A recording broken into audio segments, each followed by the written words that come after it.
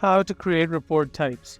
Once you're logged into Salesforce, click on this gear icon next to the notification bell, click Setup. Once you're in Setup, on your quick find box, search for report type, and you'll be able to see report types right under reports and dashboards. Click on it, then click on New Custom Report Type. Select your object. For now, we're going to do an example where we're going to use accounts as our primary object. We're going to call this accounts with contacts.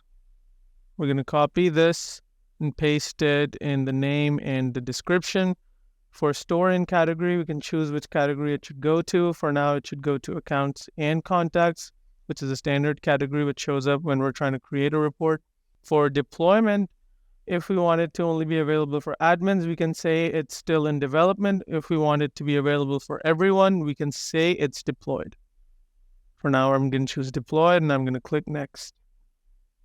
And over here, you can now associate this report type with other objects so that you can see more data on the same report. So by default, it's only for the account object. So anyone who uses this report type will only see data for the account object in it. If we want to show them data for more than the account object, for example, if we also want to show them data for related objects to the account, we can add them here. And we can add up to 3. So I'm going to add contacts over here, which is a child to the account object. I'm going to add contacts. And then I can choose, should this report type only show data for accounts that have a contact? Or should this show all accounts that have or do not have any contacts?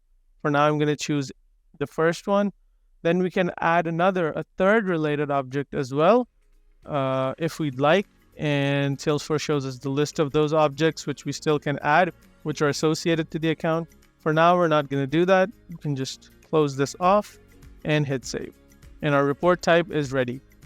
Now, if we create a new report, we'll be able to see this as a report type.